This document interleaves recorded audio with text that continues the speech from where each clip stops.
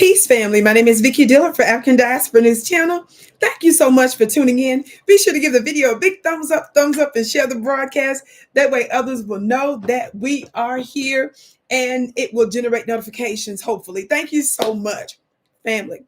Shout out to our dear family in the Sahel region. Specifically, we're talking about Mali and the current head of state, President Assimi Goita. I love him so much. Sometimes we don't give them as much, sometimes he doesn't make the news as much as our brother Captain Ibrahim Traore, but nonetheless, beloved, you best believe that there are other countries that are similarly situated that are making waves. The reason why I say shout out to our dear brother, beloved, is because a Canadian gold mining company by the name of Barrick apparently has been in this country for at least 30 years.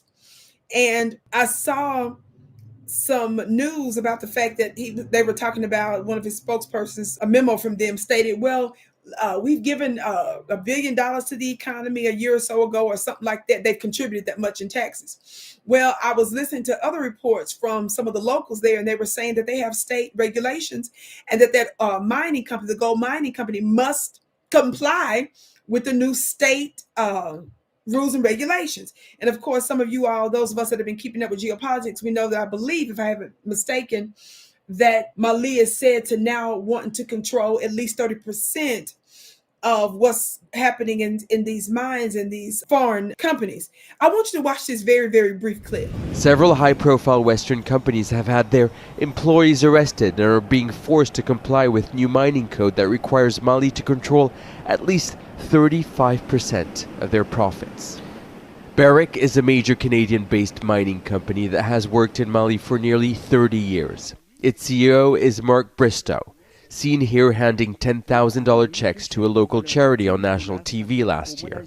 A Malian judge in Bamako believes Barrick owes far more, $5.5 billion in unpaid taxes. Now, Bristow faces an arrest warrant by a Malian court who accuses him of money laundering and Barrick of failing to respect the mining laws. Using army helicopters, the junta started seizing the company's gold stock in the Lulo Gunkoto site, saying it's getting back its dues. Barrick abruptly announced it will temporarily halt its operation, and it's no longer able to insure the seized gold.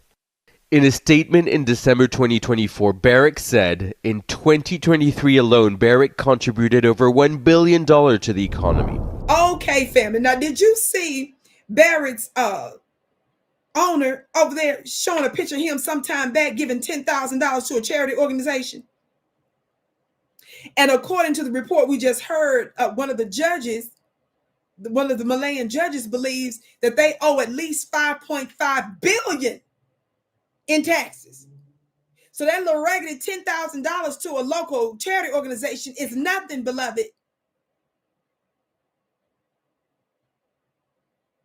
And the fact that, as you heard there, arrest warrants are meant to be issued, as well as the fact, and of course, I might be mixing up some information. I read another report about the fact that it's believed that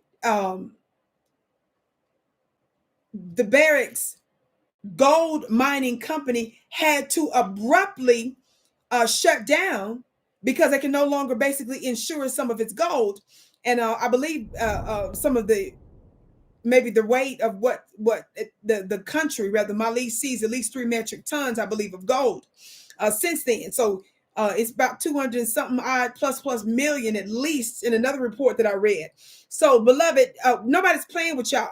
You're not going to come over here and act like giving $10,000 to a charity organization is tantamount to at least $5.5 billion in taxes. You've been operating in the country for 30 years, probably longer than a large portion of their population. You don't decide in your own mind what's good enough. We decide that. When I say we, I'm talking about my people. Look, I'm acting like I'm Malay. I might as well be. I can't wait to meet perhaps President Assimi Goita, inshallah, in due course. Family, let me know what you think about this below. But I say shout out to Mali. I love it, love it, love it, love it, love it. How many of you all know you can't get free with no money? You can't get free if you're not controlling your own resources on your own land. And how many of you all know they're doing just what they need to do? Beloved, I can't wait to expose some of the hidden hands in the domestic terrorist attacks that we've received here in the United States, back to back in New Orleans and Las Vegas. They're claiming they were ISIS inspired, but there's a whole lot they're not telling you. How many of you all know that the region in one of the regions in which the land in which some of this took place, beloved, has a lot of high spiritual activity? How many of you all know that the U.S. government, the American government, also does its witchcraft, but it's not the ancestral type? I'm going to be breaking down perhaps the force that's behind both domestic and international terrorism. You don't want to miss it. It's absolutely free. Sunday, January 26th. Go to my website to save your free seat today at VickiPlanet.com. That's VickiPlanet.com, VickiPlanet.com.